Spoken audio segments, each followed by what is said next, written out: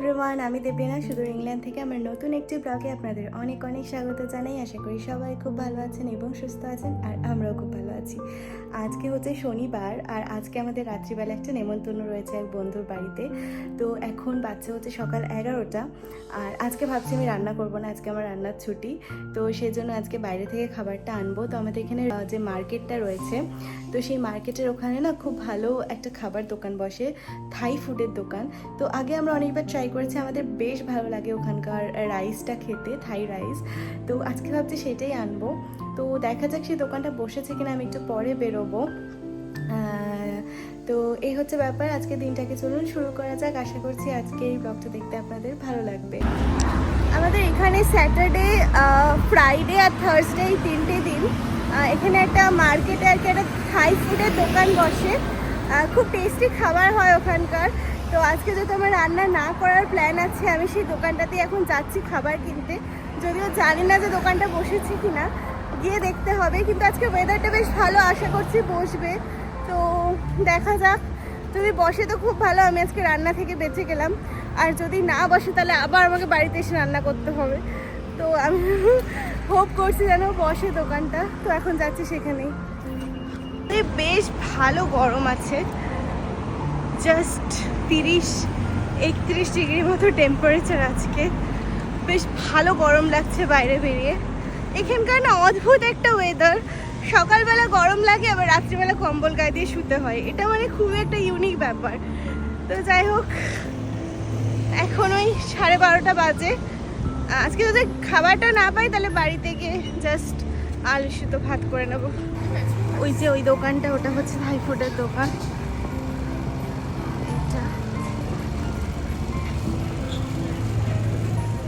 দেখা যাক খাবারটা পাওয়া যায় কিনা। মাঝে মাঝে না এখানে আউট অফ স্টক হয়ে যায় সব কিছু।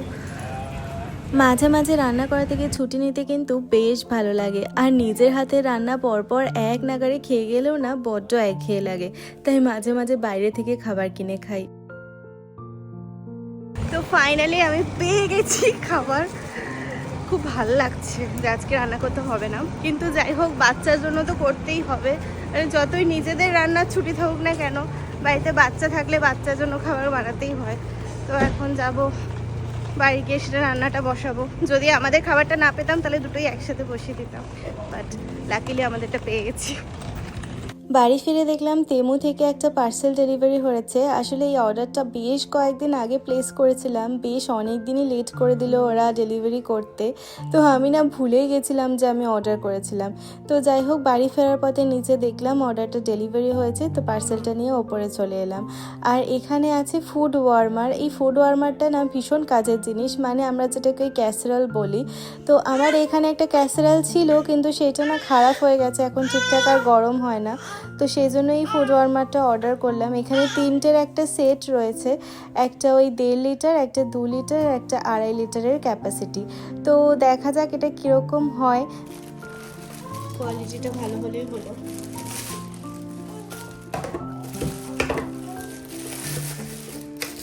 তো এইটা হচ্ছে সব থেকে ছোটো ক্যাসারোলটা। তো এটার লিডটাকে এরকম করে জাস্ট পেঁচিয়ে একটু ঘুরিয়ে দিতে হয়, তাহলেই আর কি আটকে যায়। তো দেখে তো মনে হচ্ছে বেশ ভালোই হবে। তো আমি 3টে সাইজের অর্ডার করেছিলাম, মানে 3টে সাইজেরই একটা সেট ছিল আর কি। তো এখানে হচ্ছে তার বড় মানে মাঝারি সেটটা বার করলাম আর কি, আর নিচে রয়েছে সব থেকে বড় সেটটা। আর ক্যাসারোলগুলো দেখে তো মনে হচ্ছে কোয়ালিটিটা ভালোই হবে। তো ইউজ করার পরে দেখা যায় যে কীরকম হয়। আর এই পুরো সেটটা আমার দাম পড়েছে হচ্ছে 15 পাউন্ড, মানে ওই ভারতীয় টাকায় 1500 টাকা মতন। তো যাই হোক, এবার স্নান টান করবো, আর তার সাথে বাচ্চাকেও স্নান করাবো, খাওয়াবো। তারপরে আমরা নিজেরা খেয়ে একটু রেস্ট নেব। বিকেলবেলা বা 6টার সময় আমাদের বেরোতে হবে। তো এই হচ্ছে সেই থাই রাইসটা, খেতে কিন্তু ভীষণ টেস্টি হয়। এটা চিকেন আর প্রন দিয়ে বানায়, আর খুবই সুন্দর খেতে হয়। একটুখানি দুপুরবেলা ঘুমিয়ে পড়েছিলাম ওই 2 ঘন্টা মতো। তারপরে ঘুম থেকে উঠে রেডি হয়ে এখন যাচ্ছি হচ্ছে সেই দিদিদের বাড়িতে, যাদের বাড়িতে আমাদের ইনভিটেশন আছে। এখন বাচ্চা হচ্ছে সন্ধ্যে 6টা। তো আমরা এখন বেরোলাম, 6টা 5 মতো বাজে হয়তো। তো আমরা এখন বেরোলাম, আর প্রচণ্ড খা রোদ্দুর বাইরে। আর এমনিতেও আজকে ওয়েদারটা ভীষণ ড্রাই, ভীষণ একটা গরমের ওয়েদার, 30-31 ডিগ্রির মতো টেম্পারেচার হবে। তো যাই হোক, আমরা এখন যাচ্ছি নেমন্তন্ন খেতে। আমাদের প্রত্যেকটা উইকেন্ডেই কোনো না কোনো মানে অকেশনস থাকছেই, মানে একটা উইকেন্ডে এরকম হচ্ছে না যে আমরা বাড়িতে রয়েছি। তো যাই হোক, এরকম হলে তো ভালোই লাগে, উইকেন্ডগুলো বেশ ভালোভাবেই কেটে যায়। কুহু ঘুমোচ্ছিল, ওকে ঘুম থেকে তুলে আনা হয়েছে। আমাদের বাড়ি থেকে ওই 10 মিনিট মতো ডিস্টেন্স, তো 10 মিনিট ডিস্টেন্স এর মধ্যেই আর কি যাদের বাড়িতে যাচ্ছি তাদের বাড়িটা। তো চলো যাওয়া যাক। কদিন ধরে এত গরম পড়েছে, মানে 2-3 দিন হলো আর কি, মানে বাড়িতে তো সব সময় ফ্যান চলছে। আর যেটা হচ্ছে, আমরা ইন্ডিয়াতে থাকি, তো ইন্ডিয়ার গরমটা আমরা জানি, সহ্য করে মানে সহ্য করি আর কি। কিন্তু প্রবলেমটা হলো ইন্ডিয়াতে যেরকম ফেসিলিটিস রয়েছে, যেমন টেবিল ফ্যান থাকে, কুলার থাকে, এসি থাকে, কিন্তু এখানে সেগুলো তো থাকে না। তো সেজন্য আমাদের সহ্য করতে হয় গরমটা, কিছু করার নেই। মানে ইন্ডিয়াতে গরম পড়লে এসি চালিয়ে দেওয়া যায়, এখানে সেটা করা যায় না, সেটাই আর কি পার্থক্য একটা। তো এই গরমটা আরও এখনও 3-4 দিন ধরে থাকবে, দেখা যাক কবে একটু ঠান্ডা হয়। বাড়িতে সারাক্ষণ ফ্যান চলছে, তা সত্ত্বেও যেন মনে হচ্ছে ঘেমে যাচ্ছি। ইউকেতে যেহেতু পলিউশনটা খুবই কম, তাই সেই জন্য না ইউকের আকাশটা একদম নীল থাকে। আর এই নীল আকাশ দেখতে না আমার ভীষণ ভালো লাগে। আমি মাঝে মাঝেই আকাশের দিকে তাকিয়ে থাকি, আর খুবই ভালো লাগে আমার এই নীল আকাশটা দেখতে। তো আমরা প্রায় 10 মিনিট মতো হেঁটে এখন চলে এসেছি ওই দিদিদের বাড়িতে। তো এখন দেখুন আমরা ঢুকেও গেছি সেখানে, আর এখন তো আমাদের প্রচুর গল্পগুজব চলবে রাত্রির 12টা-1টা অবধি। তোমার এর দিকেই আসছে, তোমার গ্লাসের দিকেই আসছে। এই দেখো, এটা বলছি আমি।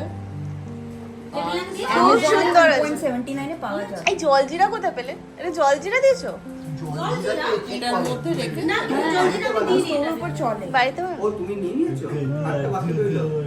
তোমার বই এই দেখো, ঢোকার সাথে সাথেই আমাদেরকে দিয়ে দেওয়া হলো আম পোড়ার শরবত। এই আম পোড়ার শরবতটা না অনেক দিন পর খেলাম, আর ইউকেতে তো এই প্রথম খেলাম। আসলে ইউকেতে তো সব বাড়িতে গ্যাস থাকে না, ম্যাক্সিমাম বাড়িতে ইন্ডাকশন ওভেন, আর এই ইন্ডাকশন ওভেনে বেগুন পোড়া, আম পোড়া এগুলো করার খুবই অসুবিধা, তাই বাড়িতে সেরকম করে বানানোই হয় না। তো এই আম পোড়ার শরবতটা ভীষণ রিফ্রেশিং ছিল, আর খুবই ভালো খেলাম। আর কুহু যখনই অনেক লোকজনের মাঝে আসে ও খুবই আনন্দ পায়, খুবই মজা পায়। তো ও খালি এঘর ওঘর ঘুরে বেড়াচ্ছিল, সবার কোলে কোলে যাচ্ছিল, আর এইটা ওইটা টেনেই যাচ্ছিল। তো ওর খুবই মজা হয় যখন ও অনেক লোকজনকে একসাথে দেখতে পায়। আর আমরাও চেষ্টা করি মাঝে মাঝে ওকে একটা গ্যাদারিংয়ে নিয়ে যাওয়ার, ও যেন মানুষজনকে ভালো করে চিনতে পারে, লোকের কথা শুনতে পারে। আসলে বাড়িতে তো সব সময় আমার আর কুণালের সাথেই থাকে, এখানে তো বাড়ির লোক থাকে না যে তাদের কথা শুনবে বা তাদের সাথে ইন্টারাক্ট করবে। তাই আমরা মাঝে মাঝে চেষ্টা করি এরকম একটা গ্যাদারিং করার, আর সেইখানে কুহুকে নিয়ে যাওয়ার। তোর মতোই বসল। আমি একটু বানাই। আরে দূর দূর, এগুলো কিছু বানাবার থোড়ে আছে, আমি তো সব করাই আছে। এই চিকেন দিয়ে বানিয়েছো না? হ্যাঁ, চিকেন, মাটন দিয়ে কত মাংস পিসবো কতক্ষণ ভাই। একটা করে একটু করে পেঁপে, কাঁচা পেঁপে, আদারওয়াইজ মিটটা গলবে না, না দিয়ে, আর এটা সারা রাত্রি অমনি করে মেখে রেখে দিয়েছিলাম।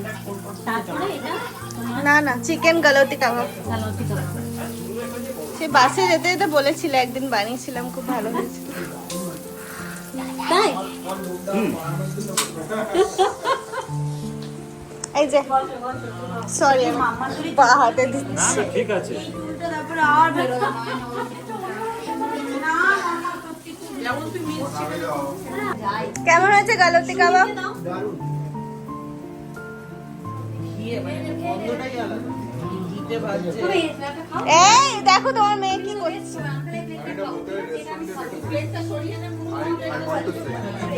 রেস্টুরেন্ট থেকে বেটার হয়েছে, রিভিউ কিন্তু দারুণ।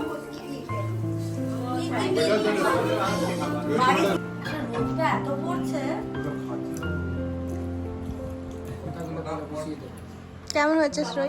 খুব সুন্দর হয়েছে, মানে আমি না প্রথম খাচ্ছি এরকম গালৌটি কাবাব। বলো বলো।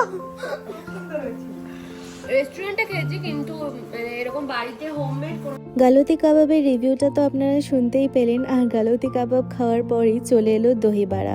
এই দহি বাড়াটা আমি প্রায়ই এখানে খেয়ে থাকি। আমার একজন বন্ধু আছে, সেই কিন্তু মাঝে মাঝেই ডেকে দহি বাড়া খাওয়ায়।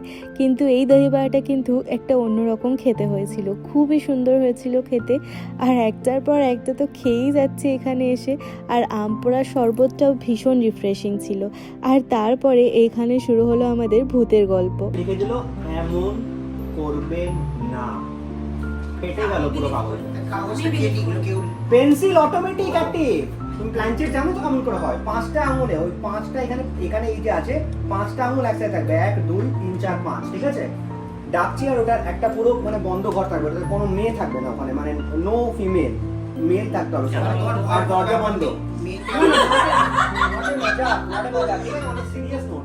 ওখানে করার পরে আঙুলটা যে আছে পুরো কিন্তু হিলতে থাকলো। আর যখন এখানে একজনা মানে যখন নর্মালি ওটা হাতটা হাঁটানো উচিত নয়, হেঁটালে যে আছে আউট অফ কন্ট্রোল হয়ে যাবে যখন আমরা ডাকছি। কিন্তু সিচুয়েশনই ওরকম ক্রিয়েট হলো যে হাত ছেড়ে গেল 5টা আঙুল। তো ওখানে তারপরে অ্যারাউন্ড 3 থেকে 4 মিনিট ও পুরো অ্যাকশনটা হলো। কিন্তু ওটাতে যেটা মেসেজ লাস্টে লিখে নিয়ে পুরো পেন্সিলটা পুরো ভেঙে গেল, হাফ হয়ে গেল লিখে নিয়ে পুরো। কাগজ যেমন ছেড়ে দেয় এরকম, যার যেমন লিখে টিল হ্যাং টিল ডেক দিয়ে পেনটা ভেঙে দিল, এরকম লিখে দিয়ে ভেঙে দিল। আর ওটাতে লিখে এলো ক্লিয়ারলি, যখন পরে যখন যেটা রিড করা হলো ওটা লেখা ছিল এমন করিবেন না। বলো 225 পাউন্ডের আমি 250 পাউন্ডের পারফিউম আমি হাতে নিয়েছি, এটাই অনেক। হাতটা আমাদের সার্থক হয়ে গেল। সার্থক, এই হাত আমাদের সার্থক। এইটার গন্ধটা কিন্তু বেটার আগেরটার থেকে আমার মনে হলো। এটার গন্ধটা আমার ভালো লাগলো। জমেলন আরে শুকে রাখো, বউকে গিফট করতে হবে। গল্প করতে করতে যে কোথা দিয়ে সময়টা চলে যায় আমরা না বুঝতেই পারি না। একটার পর একটা এটা সেটা নিয়ে গল্প আমাদের চলতেই থাকে। আর কোথা দিয়ে যে রাত্রি 12টা 12:30 বেজে যায় তা বোঝাই যায় না। তো যাই হোক, আমাদের বেশ খানিকক্ষণ গল্প হলো। আর তার সাথে আম পোড়া শরবত, গালতি কাবাব আর দহি বাড়াও খাওয়া হলো। এবার আমাদের সামনে আসছে অন্য একটা স্টার্টার।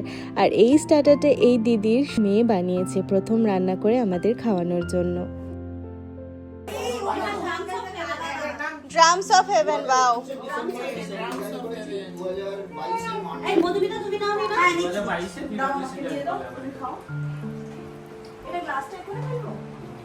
আমাদের মানে এর যেটা অ্যারেঞ্জমেন্ট পুরোটাই মানে ওদের, এমনকি তোমার পুজোতে আমি এসেছিলাম কলকাতা। ওয়াও, দারুণ হয়েছে। অ্যাড বেরোনো অসাধারণ, এটা আবার মুন্ডু করেছে বিশাল। মানে এখন এত খাচ্ছি, ডিনারে কি করবো জানি না।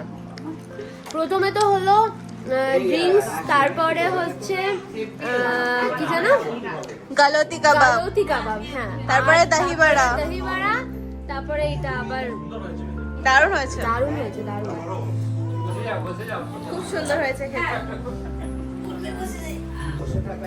তবে এটা কি হয়েছে? পোলাও, ওয়াও, বাসন্তী পোলাও করেছি, ওয়াও, মালাইকারি করেছি, দারুণ তো। এই বাচ্চা বাসন্তী পোলাও, হ্যাঁ হ্যাঁ, আচ্ছা তুমি বলবে, হ্যাঁ সেই হিসাবে দেবো। আরে বম্বেতে একটা স্ট্যান্ডার্ড ইয়ে ছিল, আরএমজি থেকে আসতো বুকিং কাজ করতো, তারপরে বলতো কি যে আচ্ছা কখন গেল ওর কাছে? আমি কালকে পোলাও রান্না করেছিলাম।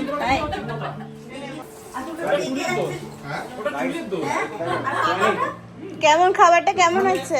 এখানে ফুল বেশি প্রচন্ড, আমার চুলটা ফাঁকা হয়ে গেছে এখানে এসে। ভালো খাবারটা, খুব ভালো হয়েছে। সইকে দাও, সই। হ্যাঁ, তুমি কি ভাবলে? না না চিকেন করিনি। এটাই ভালো। বাসন্তী পোলাও, চিংড়ি মাছের মালাইকারি আর চাটনি খাওয়ার পরে কিন্তু ছিল গুড়ের পায়েস, সেটার ভিডিও ক্লিপটা নিতে আমি ভুলে গেছিলাম। তো যাই হোক, এখন ঘড়িতে বাজে রাত্রির 1:30 আর এখন আমরা বেরোলাম নিজেদের বাড়ি যাওয়ার জন্য। কোথা দিয়ে যে সময়টা কেটে গেল বুঝতেই পারলাম না। তো যাই হোক, আজকের মতো ব্লগটা আমি এখানেই শেষ করছি। আর আমার ব্লগ থেকে যদি কিছু ভালো লেগে থাকে প্লিজ একটা লাইক, কমেন্ট আর শেয়ার করে দেবেন। আর প্লিজ প্লিজ আমার ইউটিউব চ্যানেলটা সাবস্ক্রাইব করে নেবেন। সবাই খুব ভালো থাকবেন, সুস্থ থাকবেন। দেখা হবে আমার পরের ভিডিওতে। আজকের মতো টাটা।